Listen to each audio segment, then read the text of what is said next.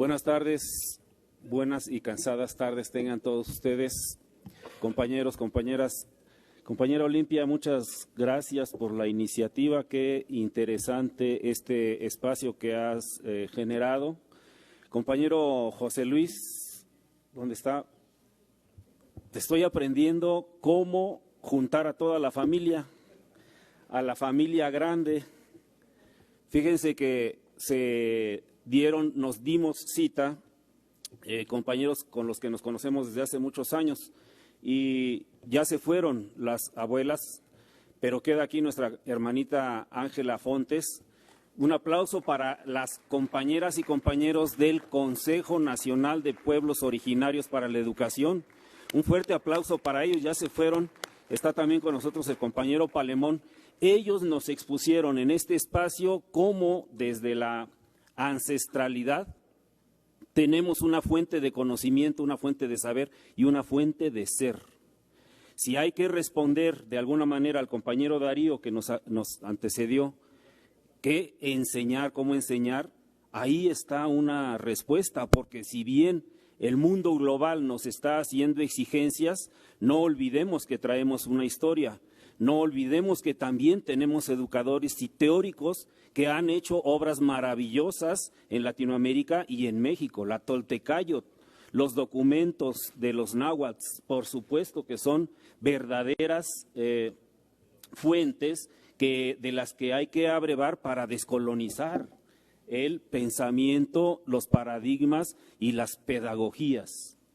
Ahí está una respuesta. Nuestra tarea tendría que ser cómo articulamos, cómo fundimos esta lógica, estos paradigmas que nos está exigiendo la globalidad, el mundo, la realidad actual, pero no olvidemos que tenemos ancestros y estos ancestros nos dicen con toda claridad qué es lo que hay que aprender, hacia dónde hay que caminar. José Luis también convocó a INAES, a los titulares del INAES, y desde la economía social y solidaria nos dicen que es sencillo, es sencillo cambiar a este país, solo hay que cambiar la educación.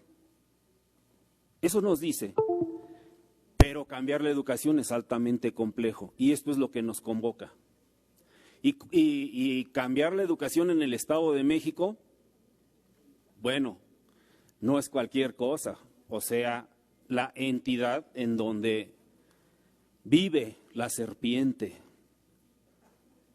el grupo Atlacomulco, el Estado, la entidad en donde se apoltrona lo más recalcitrante de la clase política, el Estado en donde abundan los torturadores, los que nos han apresado, como dijo el compañero Juan Pablo.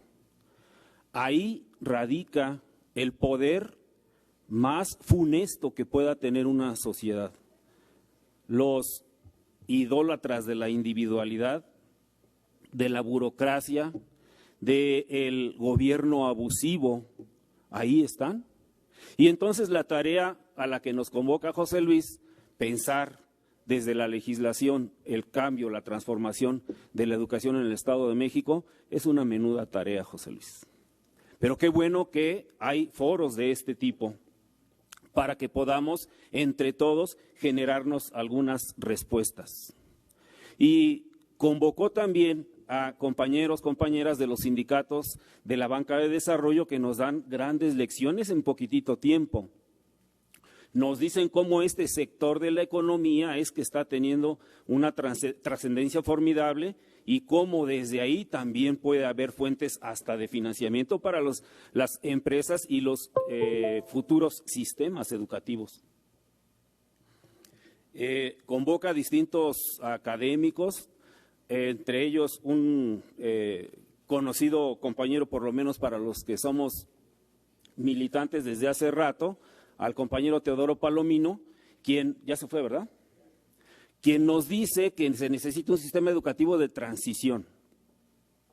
Es decir, estamos en la cuarta transformación, en un régimen que se ha propuesto afrontar esta lógica de las competencias, que es una lógica, es un paradigma neoliberal absolutamente, que viene de Europa y que nos hace pensar que todos tenemos que estandarizarnos y tenemos que ser homogéneos para poder competir en el concierto internacional y no sé cuántas cosas, y quiere que todos pensemos, seamos, actuemos igual y que hagamos las mismas tareas. Un sistema caduco al que afrontó ahora este régimen y que está proponiendo la nueva escuela mexicana, que bueno, de nueva no tiene mucho, pero es un intento importante. Y nos dimos cita aquí algunos compañeros de la red de universidades alternativas, también convocados por el compañero José Luis. Por cierto, qué bueno que estamos aquí, estudiantes de la Prepa 55 de la Universidad Nacional Comunitaria. Un aplauso para ustedes. No se nos va a olvidar que también tenemos compañeros y compañeras de la Universidad de las Tres Culturas. Un aplauso para ustedes también. Bueno, creo que ya quedan poquitos, pero quedan. Y el mensaje fundamental que a mí me parece debe quedar aquí es que el presidente de la República, el actual presidente de la República, en movimiento histórico nos hizo una promesa: no darle la espalda a los jóvenes. Pero hemos de reconocer en las estadísticas de la SEP que la cobertura universitaria de educación superior en este país no pasa del 42%. Otra estadística de la OCDE nos dice que anda en el 40%. Es decir, solamente entre 40 y 42% de los jóvenes entre 18 y 23 años tienen un espacio en la educación superior. Cerca del 60% no lo tienen, 6 millones de jóvenes. Y en el Estado de México estamos todavía más jodidos. En el Estado de México esta cobertura no sobrepasa el 35%. Y ellos no hablan, no los escuchamos, no están aquí porque no son de prepa ni son de universidad, no hay quien los escuche. Sí se les está dando la espalda a estos jóvenes. Nos decía el diputado Huerta, se necesitan recursos para que los del Estado de México no vengan a la Ciudad de México a estudiar. ¿Cuándo va a haber recursos suficientes para la educación superior de todos? Solamente la UNAM en el 2020 se gastó 46,000 millones de pesos. 1,000 millones para las 146 universidades Benito Juárez. ¿Cuándo va a haber el dinero suficiente para lo que hace falta? Para 6 millones. Tenemos una alternativa, tenemos una posibilidad. En la red de universidades alternativas, ya ves cómo has cambiado. En la red de universidades alternativas propusimos las universidades comunitarias como una posibilidad, la vía que nos permita paliar de alguna manera esta terrible crisis. Pero sucede que la Ley General de Educación Superior, que se publica en abril del 2021, dice en sus transitorios que deben publicarse los lineamientos 210 días después máximo. Han pasado más de 2 años, ya van a ser 24 meses y no hay lineamientos. ¿Te acuerdas, Pablo, que hicimos la Ley General de Educación y ahí se involucró lo de las universidades comunitarias? No han cumplido, la SEP no ha cumplido. Fuimos la semana pasada a decirle a Leticia Ramírez, no ha cumplido la SEP y no nos toman en cuenta. Nos dicen que nos van a recibir y que se van a emitir, pero no ha sido así. Y entonces las universidades comunitarias siguen sin lineamientos para ser reconocidas. Son estas las universidades comunitarias con las que es posible atender este terrible rezago de educación superior, pero necesitamos hacerlo. Y ahí en el Estado de México, compañero Valentín, tenemos desde la Comisión de Educación que también armonizar la Ley General de Educación con las universidades comunitarias, de tal manera que sea factible que se implementen las universidades comunitarias como una condición transitoria para que las y los jóvenes, sobre todo de escasos recursos, tengan acceso a la educación superior. son de algunas de las cosas que podemos plantear. ¿Qué tipo de educación se necesita? ¿Más de lo mismo, como nos está diciendo el documental que nos pasó el compañero Darío?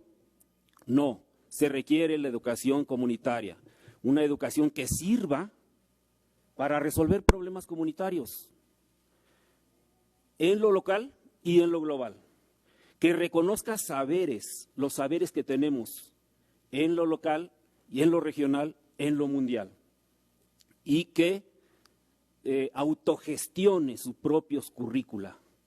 Es decir, vamos a continuar con este discurso normativo y prescriptivo de generar lo que deben hacer, lo que deben aprender, lo que deben estudiar, lo que deben… No, hay que tomar el poder en el saber y gestionar, autogestionar nuestros propios currícula, nuestros propios planes de estudio. Eso que la comunidad necesita. Hoy nos lo dijeron las abuelas, aprendan lo que se tiene que aprender. Y lo que se tiene que aprender es hacer comunidad, hacer pueblo. Muchas gracias.